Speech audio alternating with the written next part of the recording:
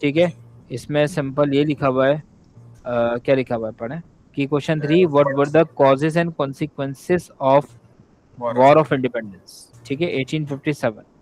अच्छा, सिलेबस ये कह रहा है कि आपने इस पे जो फोकस पॉइंट्स होंगे ना, ठीक है, जी पहला जो फोकस पॉइंट होगा वो होगा कि what were the long term causes of the war. ठीक है, सबसे पहला पॉइंट आप इसमें ये डेवलप करो कि what long were term the causes इसके अंदर क्या क्या थे। ठीक है, लॉन्ग दूसरा टर्म पॉइंट इसमें ये होगा कि what were the immediate causes of war. ठीक है, आपने इसके अंदर ये भी देखना है जो इमीडिएट कॉजेज थे वो क्या क्या थे। ठीक है, थर्ड हम देख लेंगे लाइक इसमें कि why was independence not achieve, मतलब वॉर हुई लेकिन इंडिपेंडेंस नहीं मिला, उसके पीछे वाई वाला क्वेश्चन खड़ा हुआ है, क्यों, क्या रीजंस थे। ठीक है, तो ये भी वॉर ऑफ इंडिपेंडेंस में आ जाएगा। ठीक है, और जी लाइक इसी तरीके से what were the immediate consequences, क्योंकि जब वॉर ऑफ इंडिपेंडेंस हुई तो इसके जो फौरी तौर पर जो इम्प्लीमेंट होने वाले कॉन्सिक्वेंसेस थे वो क्या थे, ये भी जी आपके सिलेबस में मेंशन है, लिखा हुआ है। जी ठीक है, अच्छा मतलब कौन से और उसमें जैसे कि वो जी मुस्लिम्स जी के जी, अगेंस्ट हो गए थे ब्रिटिशर्स और हाँ, ये चीज़। बस ये चीजें डिस्कस करनी है। तो देखें, वॉर ऑफ इंडिपेंडेंस का जो जमाना है मैं आपको बता चुका हूँ, 1857 से लेके 1858 तक का जमाना है वॉर ऑफ इंडिपेंडेंस का, एक साल ही जंग हुई है। जी ठीक है, इस चीज को आपने ध्यान में रखना है। यहाँ मैं लिख देता हूँ कि वॉर ऑफ, इसको मैं शॉर्ट कर देता हूँ, वॉर ऑफ इंडिपेंडेंस, WI कर देता हूँ, याद रहेगा। जी ठीक है, तो ये 1857 में स्टार्ट हुई और 1857 इसका एंडिंग टाइम है, 1858। पूरे एक साल तक ये वॉर ऑफ इंडिपेंडेंस रही है। और इसके अंदर जो चीज़ें आई हैं सिंपल, के वॉर ऑफ इंडिपेंडेंस एक मेजर टर्निंग पॉइंट है पूरी हिस्ट्री के अंदर सब कॉन्टिनेंट की। जब हम सब कॉन्टिनेंट की बात करते हैं तो वॉर ऑफ इंडिपेंडेंस को हम इग्नोर कर ही नहीं सकते। ठीक है, ये एक ऐसा टर्निंग पॉइंट है, आपको पता है इसमें बहुत बड़ा रिवॉल्ट हुआ था। जी रिवॉल्ट क्या होता है आपको पता है कि वायलेंट प्रोटेस्ट होता है ना अगेंस्ट द जी अथॉरिटी, ब्रिटिश गवर्नमेंट के खिलाफ। एक लार्ज स्केल रिवॉल्ट इसके अंदर हुआ था और ये फर्स्ट लार्ज स्केल रिवॉल्ट था जो पूरे सब कॉन्टिनेंट में हुआ था। ठीक है, तो इसको मैं यहाँ पे लिख भी सकता हूँ कि first large scale revolt against British. ये वैसी जंग नहीं थी, ये अगेंस्ट ब्रिटिश, ये सब कुछ चल रहा था ब्रिटिश गवर्नमेंट्स के अगेंस्ट। ठीक है, वॉर ऑफ इंडिपेंडेंस के अंदर, राइट। और सेकंड थिंग इज दैट के जो ब्रिटिश रूल था, आपको पता है ब्रिटिश हिस्टोरियंस होते हैं वो इसको वॉर ऑफ इंडिपेंडेंस कहते ही नहीं है, वो अच्छा इसका एक और नाम लेते हैं। वो इसका एक नाम लेते हैं, इसको हम लिख देते हैं कि सेपॉय, आपको पता है किसको कहते हैं, सिपाही उसको सिपॉय म्यूटिनी। ठीक है, ब्रिटिश गवर्नमेंट मतलब कॉल्ड बाय ब्रिटिश, इसको ओके ब्रिटिश इस लफ्ज से याद करते हैं, सिपॉय म्यूटिनी। ठीक है, सिपाही हाँ, सिपॉय जो ब्रिटिश सोल्जर्स होते हैं ना, मतलब इसका मतलब होता है रेबेलियन बाय सोल्जर्स। ठीक जी है, सिंपल, रिबेलियन बाय सोल्जर्स। ठीक है, मैं यहाँ पे लिख भी देता हूँ, आपको याद भी रहेगा, ये एक वर्ड बहुत कॉमन है, rebellion my by soul soldiers. ठीक है, तो इसको ध्यान में रखिएगा। तो हम कहते हैं वॉर ऑफ इंडिपेंडेंस जो इंडियंस हैं से, और ब्रिटिश कहते हैं सिपाही म्यूटिनी। ठीक है, ये इसका नाम है, ओके राइट। अच्छा, इंडियन हिस्टोरियंस इसको फर्स्ट वॉर ऑफ इंडिपेंडेंस कहते हैं। जी ठीक है, और क्या कहते हैं, अ, चूंकि ये जो रिवॉल्ट है ना, क्या कहते हैं, because it involve many different groups of people, बहुत सारे लोग इसके अंदर इन्वॉल्व हो गए थे। मोमिन एक हाँ, एक सेकंड में इसमें बता रहा था कि इसमें डिफरेंट डिफरेंट ग्रुप्स हैं। ठीक है, अच्छा जो फाइट कर रहे थे। ठीक है, जी यहाँ पर लिख भी देते हैं हम, इस वॉर के अंदर मैनी डिफरेंट ग्रुप्स ग्रुप्स, ठीक है, वर फाइटिंग। ठीक हो गया, जी ये ध्यान में रखिएगा। अच्छा, और क्या कहते हैं इसमें मैं बता सकता हूँ, मतलब एक एक वो लड़ क्यों रहते हैं ना। ठीक है, जी ब्रिटिश को भगाने के लिए जो रूल बाय डिफरेंट कंट्री है, जो उसको आप कह सकते हो कि लोगों के लड़ने का एक ही मकसद था, वो ये था, मतलब जो फॉरेन डोमिनेंस है ना आपका, जी या वो ब्रिटिश डोमिनेंस कह लो आप, वो खत्म हो जाए। जी तो यहाँ पे आपको पूरी क्लैरिटी हो गई होगी, मैं दोबारा रिकॉल कर देता हूँ। We discuss about War of Independence. Local Indian called this war of Independence, and the time duration of war is 1857 to 1858, right? And you know about that was the first large scale revolt against the British rule. ठीक है, and British called this war Sipai Mutiny. It means rebellion by the soldiers, and many different groups were fighting with foreign dominance. Okay, to remove foreign dominance भी कर दें तो it's better. तो ये पूरा पस मंजर, पूरा बैकग्राउंड आपको आई होप के क्लियर हो गया होगा. जी ठीक है. ठीक है, अब देखें इसके जो लॉन्ग टर्म कॉजेज हैं वो मैं आपको बता देता हूँ. यू नो कि war did not happen overnight. एक रात की जंग थी नहीं है. जी so it was basically the result of years of anger. ठीक है, मतलब जो across different parts of society जो एक गुस्सा था, जो एक स्टेट ऑफ एंगर था, या जो एग्रेसिव स्टेट था ना, ये जी वो उसका रिजल्ट था ये जो वॉर हुई है. तो कॉजेज ऑफ वॉर के अंदर जो लॉन्ग टर्म कॉजेज हैं उनमें सबसे पहले आ जाएंगे पॉलिटिकल कॉजेज. ठीक है, पॉलिटिकल. इसको हम एनालाइज करें. मैं कर रहा हूँ लॉन्ग टर्म जो कॉजेज हैं. ओके. ठीक है, तो सबसे पहले इसके अंदर आ जाएंगे पॉलिटिकल. याद रहेगा, पॉलिटिकल कॉजेज. पॉलिटिकल कॉजेज में अगर मैं एनालाइज करना चलूं तो यू नो पॉलिटिकल कॉजेज में क्या हो सकता है. लाइक आपने पढ़ा ये doctrine of lapse. Doctrine of lapse. ठीक है, डॉक्ट्राइन ऑफ लैप्स के अंदर लॉर्ड डेलहाउसी ने क्या करा था 1852 में. ये रूल जो ना, ये 1852 में रूल पास हुआ था और जंग हुई है 1857 में. तो ये जो रूल था इसने ब्रिटिश को एनेक्स करने की इजाजत दे दी कि वो किसी भी प्रिंसली स्टेट के अंदर एनेक्स कर सकता है. ठीक है, रिमेंबर. और यू नो के एनेक्स वो क्यों कर सकते हैं कि any princely state if the ruler died without a natural heir, without a biological son. जी मतलब ये भी नहीं हो सकता कि बादशाह जो वो किसी को अडॉप्ट कर ले. जी. ठीक है, तो you know DOL doctrine of lapse was used to take over states like, जैसे कि झांसी चली गई, सतारा, सतारा भी एक जगह है वो भी चली गई, और जो लोकल रूलर थे वो इनसिक्योर हो गए. ठीक है, तो वेरी सिंपल स्टेट के अंदर हम ये बता सकते हैं कि पॉलिटिकल कॉजेस में DOL आ जाएगा. DOL एन के अंदर हमारी झांसी चली गई. ठीक है, औध चला गया और सतारा, ये जगह चली गई. और इसकी वजह से जो लोकल जो प्रिंसेस थे या जो रूलर्स थे वो क्या हो गए, इनसिक्योर हो गए. उनको अच्छा. पता नहीं था हमारी स्टेट रहेगी भी नहीं रहेगी. जी ओके. अच्छा, इसमें जैसे कि अभी हमने एक लैंड कॉन्फिस्केटिंग पॉलिसी पढ़ी है, तो अभी हमने इसके अंदर लॉन्ग टर्म कॉजेस में एक और भी आएगी ना शायद, एग्रीरियन पॉलिसी. इस वो भी जी जी जी, long term, ये तो है. भी एक पॉलिसी हमने पढ़ी है और भी जी. आ रही है आगे. ठीक है, जैसे औध, औध के ऊपर बात है. मैं आपको बता रहा, ये डॉक्ट्राइन ऑफ लैप्स का एयर याद रखिएगा. ये हुआ था कब बताया था मैंने आपको, 1852.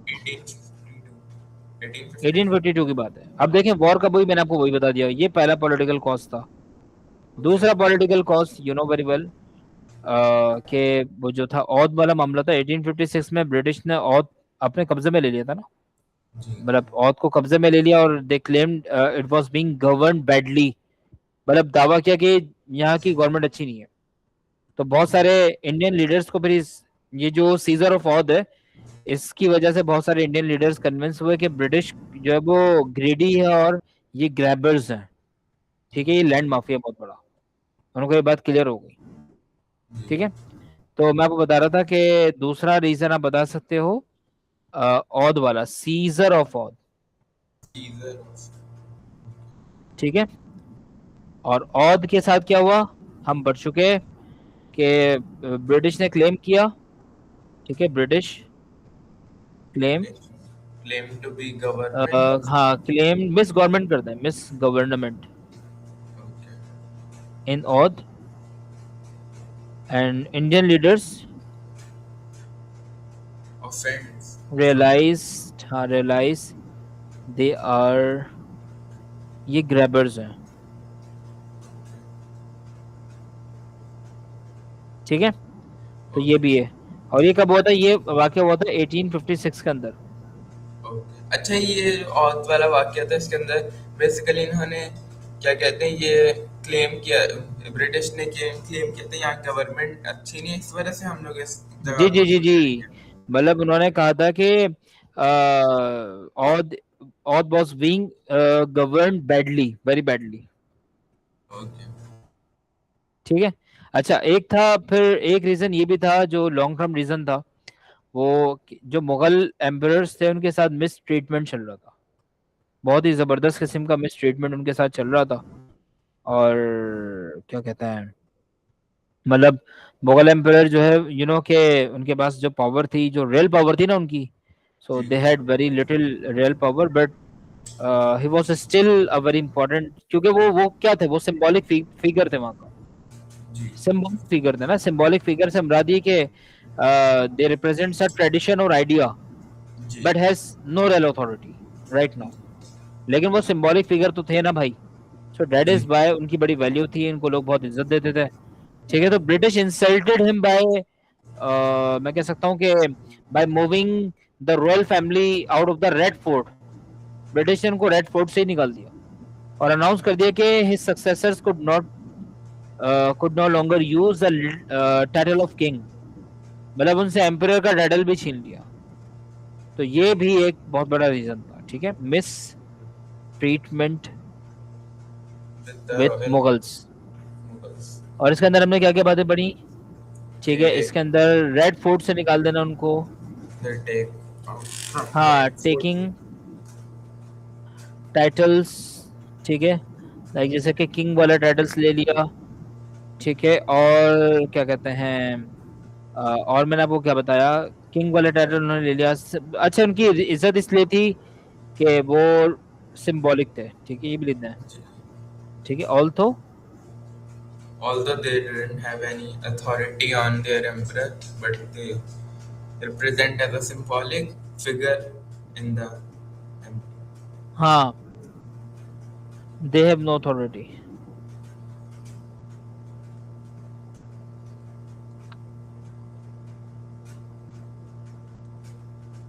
ठीक है, अच्छा, तो बेसिकली ये चीज इसको है। हम ये भी कह सकते हैं कि वो इनके पॉलिटिकल, क्या कहते हैं, पॉलिटिकल क्या हम्म। पावर्स छीन रहे थे इनसे। हाँ, रियल पावर्स थी नहीं इनके पास ना, मतलब पावर्स ले लेना ये मसला होता है।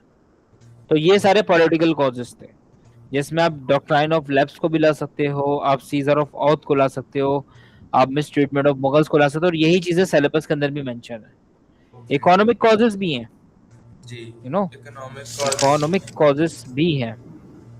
जी। ठीक है, इकोनॉमिक कॉजेस की पहले हेडिंग बना देते हैं। इकोनॉमिक कॉज में शायद वो इंडस्ट्रियल रेवोल्यूशन का भी। जी जी, वही। ठीक है, जी।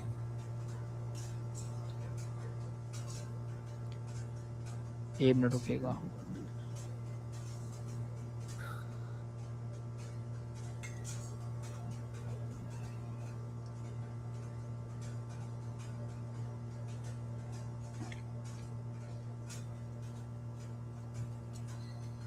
हाँ, तो मैं कह रहा था, सॉरी कहाँ चला गया मैं, समय हैंग हो गया इकोनॉमिक था। कॉज। ठीक है ठीक है, इकोनॉमिक कॉजेस के अंदर क्या आ जाएगा, लोकल इंडस्ट्री क्या हो गई थी, लोकल डिस्ट्रक्ट इंडस्ट्रीज हो गई वो थी, क्रैश हो गई थी है ना ड्यू टू द भाई। जो हाँ, इंडस्ट्रियल उसमें क्या हुआ था रेवोल्यूशन। बताओ, जो चीप ब्रिटिश प्रोडक्शन होती थी, या जी जो उनका टेक्सटाइल्स होता था, ठीक है, उसने पूरी इंडियन मार्केट को फ्लडेड कर दिया था। जी, ठीक क्योंकि है, वो तो चीप भी थी हाँ। और उनकी क्वालिटी भी अच्छी हम्म। थी, क्योंकि जी जी उनके बिल्कुल, पास तो मास प्रोडक्शन थी ना, क्योंकि ब्रिटेन में तो क्या कहते हैं, इंडस्ट्रियल हाँ, रेवोल्यूशन हो रहा था। जबरदस्त। ठीक है, so destruction of local industry, that that was the first economic cause. के चीप और प्राइसलेस जो ब्रिटिश प्रोडक्शन या ब्रिटिश मेड जो होता था, जो टेक्सटाइल्स होते थे, उन्होंने इंडियन डिमोलिश कर दिया इंडियन मार्केट को ना। और it's leading to the collapse of local industries, या लोकल जो कोटेजेस होते थे, जी कोटेजेस, छोटी छोटी इंडस्ट्रीज होती थी, वो कोलेप्स कर गई थी, लोगों के पास इनकम नहीं होती थी, और it was unemployment. Causing massive unemployment.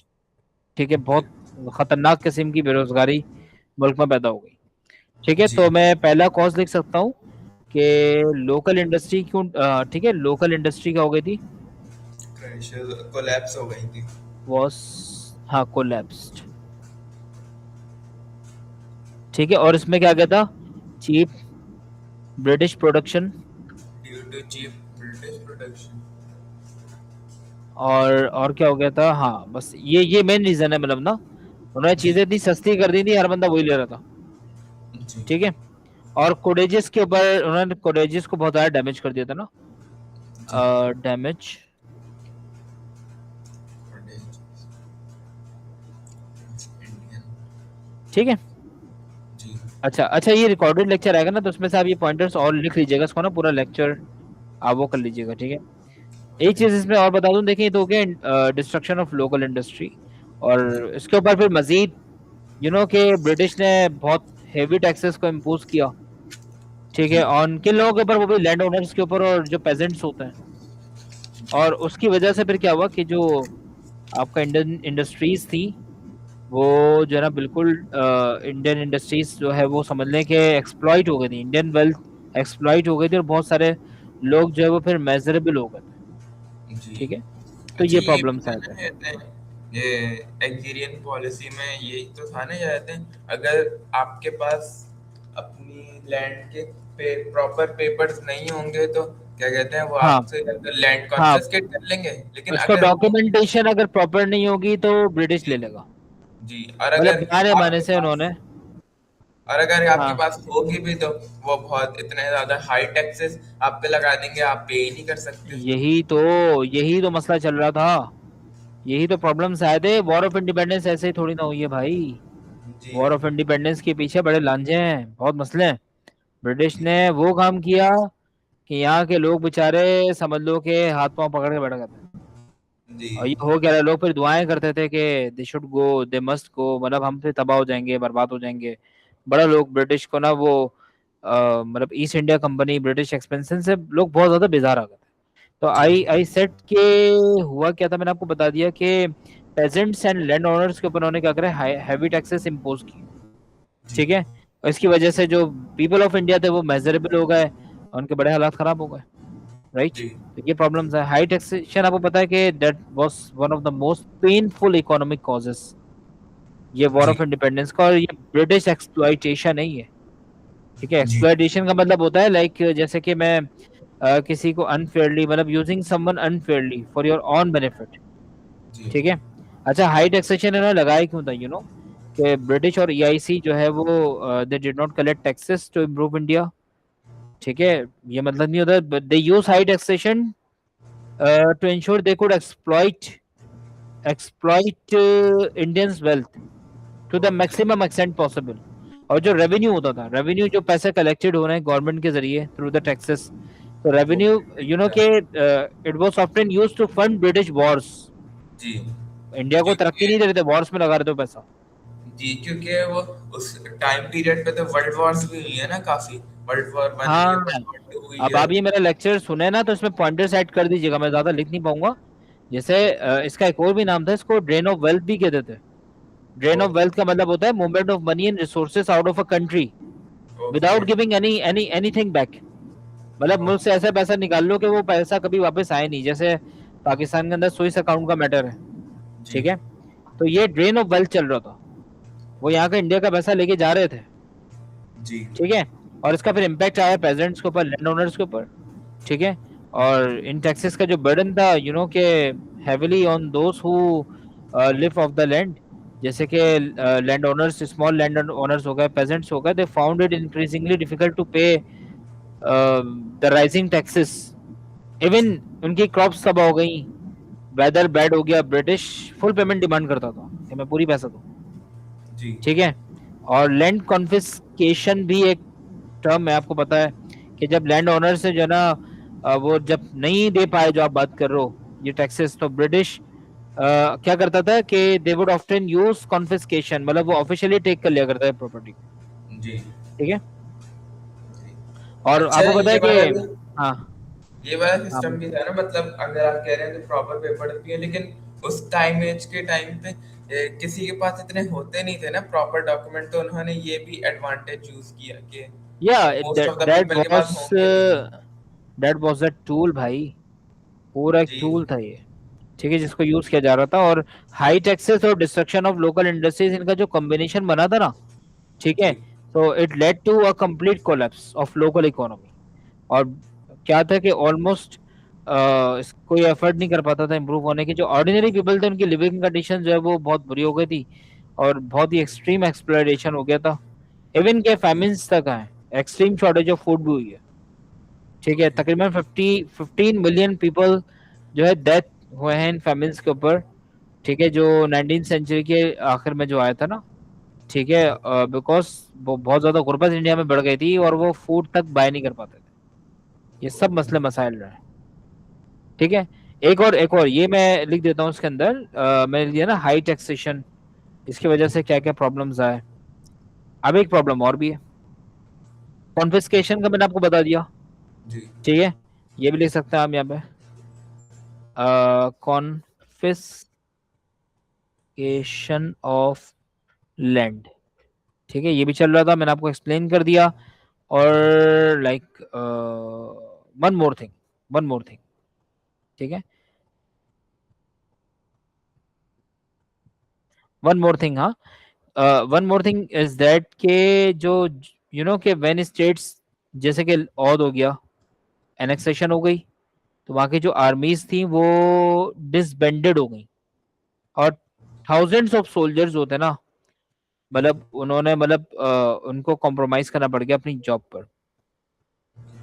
ठीक है, मतलब इसको आप आसान लफ्जों में ऐसे समझ लें कि औद के अंदर एनेक्सेशन कैसे हुई थी 1856 में।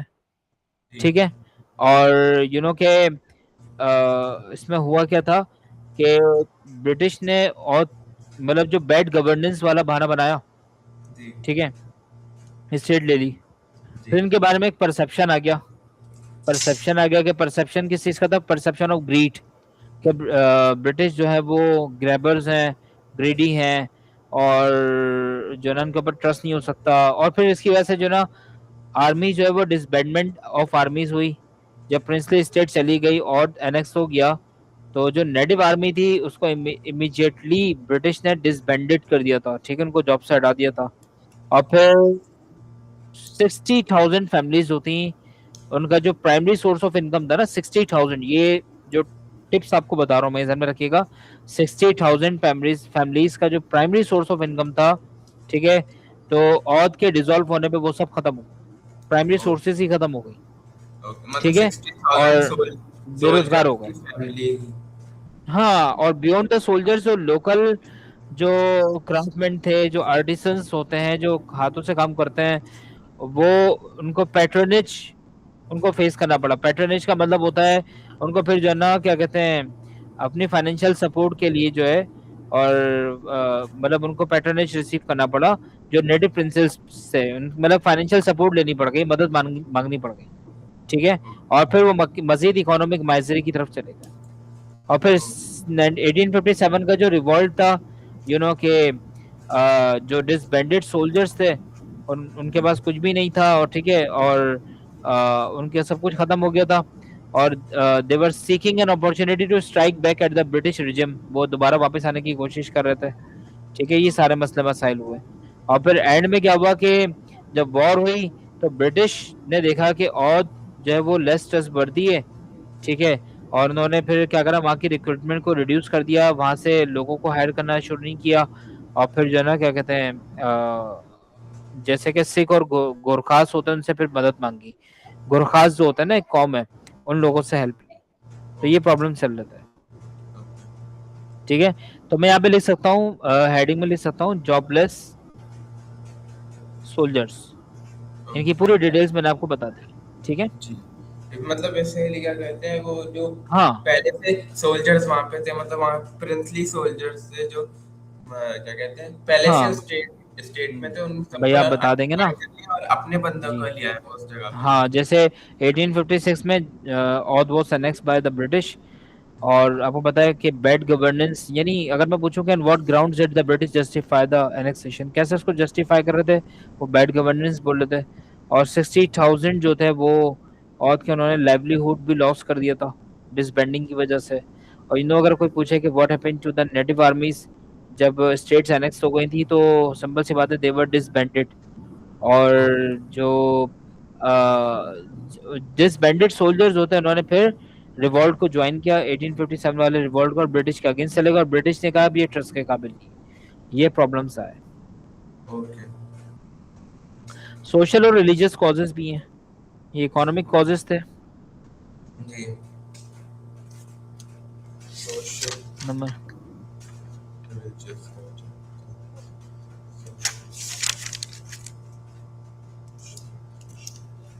ठीक है, सोशल और रिलीजियस कॉजेस के अंदर हम बता सकते हैं कि लाइक क्या हो सकता है इसमें। हाँ, भाई देखें, सिंपल जी। सी बात है कि एक तो बहुत सारे इंडियंस थे ना, जी। उनको डर लग रहा था, दे फेयर्ड कि ब्रिटिश जो है ना वो चाहता है to convert them to Christianity. जी। और मतलब इन्होंने उनके अंदर किया एक भी फेयर थोड़ा था। फोर्सफुली। हाँ, यस।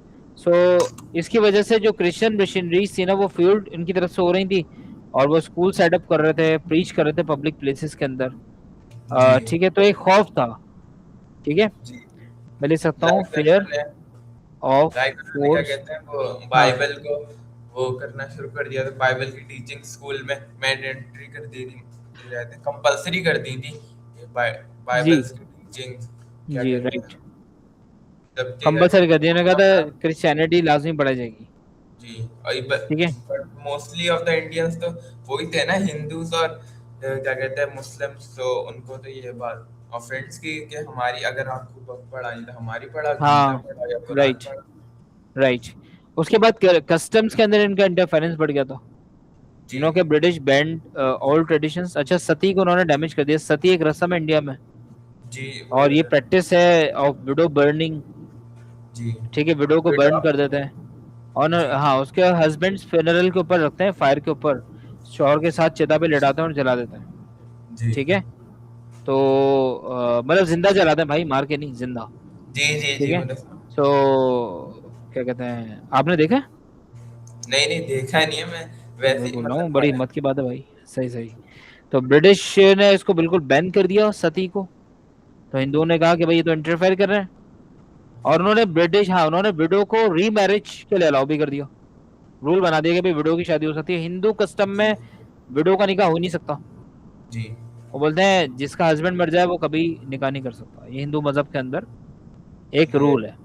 जी। ठीक है, लेकिन। तो जब ब्रिटिश ने उनको कानूनी हैसियत दे दी विडो को निकाह करने की, तो हिंदू नाराज हो गए। उन्होंने कहा भाई वाई दे अलाउड और जी। हाउ दे अलाउड ना, ये कैसे हो सकता है, किस तरीके जी। से ही हो सकता है ना, वो मतलब उन्होंने कहा ये तो हमारी इंटरफेयर कर रहे हैं, ये तो होना ही नहीं जी। चाहिए। जी। ठीक है, तो डेट इज वाई फिर बड़े मामला बढ़ गए थे, तो उन्होंने सती को डैमेज किया। ठीक है, और सती के साथ साथ जो विडो की जो रीमैरिज वाला मामला ना।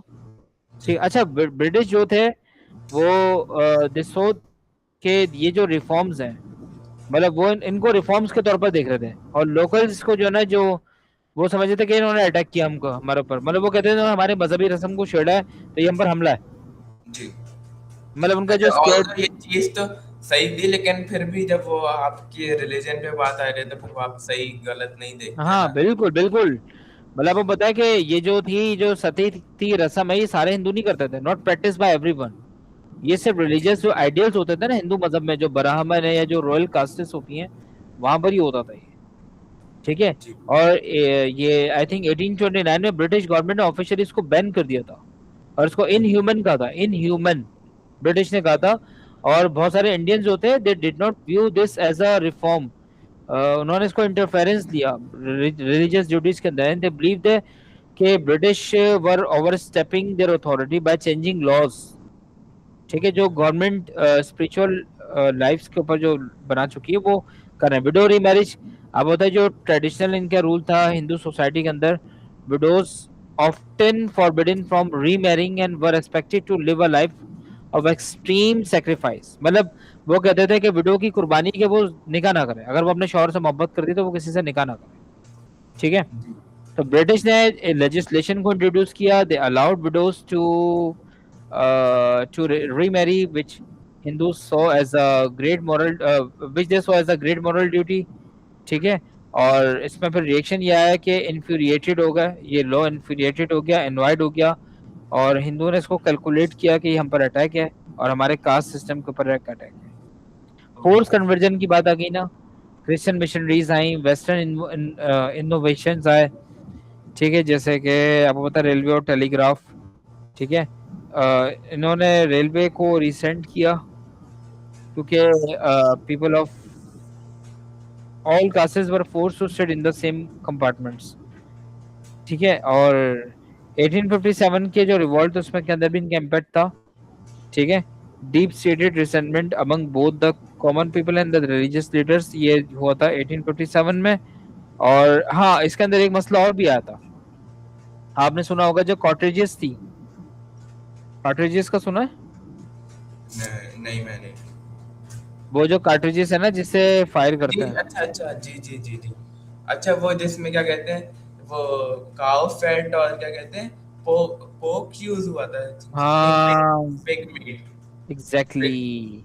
तो इस पे तो भाई बड़े मामलात हो गए थे, जी क्योंकि बड़े मामलात हो गए थे उसके ऊपर। क्योंकि क्या कहते हैं दोनों साइड से फॉरबिडन था ना, मुस्लिम को तो वो पिग फॉरबिडन है और हिंदू को तो वो होली होली एनिमल मानते हैं अपनी क्या हाँ, कहते तो हैं वो उसको बड़ा मुकद्दस समझते हैं, बोलते थे भाई ये जो है ना, हम तो अपनी माता का वो नहीं करेंगे, जो जी ग्रीस है वो इस्तेमाल नहीं करेंगे। जी मुस्लिम से ही मना कर दिया क्योंकि मुसलमान समझते थे उसमें पोर्क का वो मिला हुआ है, और वो शामिल है। जी और मुस्लिम वो ये इस्लाम में फॉरबिडन है। हाँ, तो डेट इज बाय सारी चीजें हुई। और तो ये फैक्टर्स है, रिलीजियस और सोशल फैक्टर्स, जो जी हमने और आपने यहाँ पे डिस्कस किए। अच्छा, ये जो था ना, ये कहलाता है, इसको हम बोलते हैं, आप नोट कर लीजिएगा, इसका नाम मुझे याद आ रहा है, ये इनफील्ड एनफील्ड राइफल कहलाता था ये, ओके ठीक है, अच्छा। रिलीजियस और कोर्स में आ सकता है ये। जैसे कि हाँ, मतलब कॉट। जैसे हम एक टॉपिक पढ़ रहे हैं उसका एक मेन रीजन होता है, मतलब ये मोस्ट मेन रीजन होता है, ये शायद था ना इसका सबसे मोस्ट मेन रीजन, क्या कहते हैं कॉजेज ऑफ वॉर का, कॉज ऑफ वॉर जी का। जी जी। जैसे कि वो डिक्लाइन ऑफ मुगल एम्पायर का जो मोस्ट मेन कॉज था वो क्या था, ब्रिटिश ईआईसी था, एंटर ऑफ ब्रिटिश, हम्म या क्या कहते हैं केम ऑफ ब्रिटिश। हम्म, ठीक है, तो ये कॉटरेजेस वाला सही। अच्छा, प्रॉब्लम क्या आता है, जो न्यू रिफल रिफल थे, राइफल थे, उसके अंदर एक पेपर कार्ट्रिज था, और वो ग्रीस के जरिए कोड किया गया था, ग्रीस से चिपकाया हुआ था, जी ठीक है, ताकि गन पावर जो है ना वो खुश्क रहे, ड्राई रहे, ठीक है। अच्छा, उसको लोड करने के लिए soldiers were required to bite off, काटना पड़ता था उसे। और the end of the graph is, उसमें फिर वो होता था, वो जो पाउडर होता है ना, जो ग्रीस होता है। फिर इसमें एक र्यूमर आ गई थी कि ये रूमर ये थी कि grease use on these cartridges were made from the fat of cows and pigs. जी तो मुसलमानों ने भी इसको इस्तेमाल नहीं करा, हिंदूज ने भी नहीं करा, दोनों तरफ से इसका यूज ही नहीं हुआ। इकोनॉमिक कॉजेज क्या क्या है, मैंने आपको बता दी थी ना। जी लोकल भी ठीक आ है, जी जी। गए। और अच्छा अच्छा। ये वाले हम एक्सप्लेन करेंगे, जैसे कि इसमें वो भी होते हैं लैंग्वेज इश्यूज और एजुकेशन रिफॉर्म्स। एजुकेशन रिफॉर्म्स तो वही आ जाता है ना वो हाँ। रिलीजियस में, जिसमें वो बाइबल की टीचिंग्स, वो जो वो वाला था बाइबल की हम्म टीचिंग्स था। एजुकेशन रिफॉर्म में और को एजुकेशन इंट्रोड्यूस की थी, जिससे मुस्लिम स्कॉलर ऑफेंड हुए थे, क्योंकि क्या कहते हैं हम्म, तो सही, ये ठीक है। तो अच्छा, अब जो ना, ये हमारा दूसरा टॉपिक आज कंप्लीट हुआ है, इसकी रिकॉर्डिंग मैं आपको रात तक भेजूंगा, ठीक है। ओके मेरे पास इनका ना थंबनेल्स आ गए हैं, तो मैं इंशाल्लाह इसको चैनल पे अपलोड करके ना आपको फॉरवर्ड करता हूँ, ठीक ओके है। बाकी असल में मेरा लैपटॉप क्रोमबुक का चार्ज नहीं है, तो हमारा टॉपिक तो कंप्लीट हो ही गया ना, तो उसको इंशाल्लाह फिर कल हम और क्लास कर लेंगे, तो थोड़ा सा और ज़्यादा कर लेंगे, ठीक है। 1.4, लेकिन ये मैं आपको सेंड कर रहा हूँ, उसमें मैंने ज़्यादा कुछ लिख नहीं पाया चार्जिंग बचाने के लिए, लेकिन ओके इतना ज़रूर है कि कुछ ना कुछ आइडिया की क्वेश्चन 3 है। ओके। अच्छा ये मतलब हमने कंप्लीट कर लिया ना ये पूरा टॉपिक, यही है ना, ये है ना व्हाट वर द कॉजेस, हम्म और क्या तो इसके और भी हैं। मतलब ये ऐसा लग रहा है छोटा, लेकिन अभी हमने इसके और कॉजेस वो एक्सप्लेन किया ना, वो तो मैं आपके लेक्चर से वो कर लूंगा।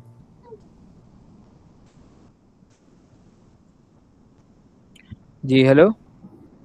हेलो जी जी मोमिन, हाँ मैं बोल रहा था ये आपको सेंड कर देता हूँ मोमिन में। ठीक ओके है, आप इसके अंदर बुक से देखिए और डिटेल वगैरह ऐड कर दें। ठीक ओके है, और ताकि आपकी साथ साथ प्रैक्टिस भी चलती रहे, मैं नहीं चाह रहा यार आपका कोई टाइम भी ना फारिग जाए। तो ओके ये ज़रा आप देखिए, मैं आपको पहले सेंड कर दूँ, मुझे मेक श्योर कीजिएगा। जी।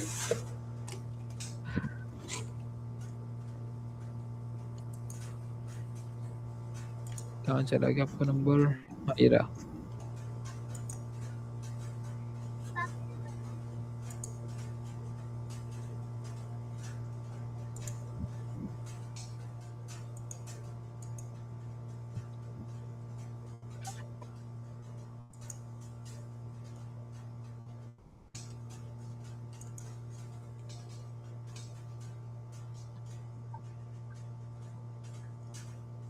ठीक है, ये सेंड कर दिया मैंने, ये क्वेश्चन 3। जी। ठीक है, आप रात तक के या कल से पहले पहले इसको सेंड कर दीजिएगा मुझे। ओके ठीक, ओके चलो ठीक है, ओके टेक केयर, अपना ख्याल रखिए। इसकी रिकॉर्डिंग आई थी, मैं आपको सेंड करता हूँ। ओके, अल्लाह हाफ़िज़। अल्लाह हाफिज़।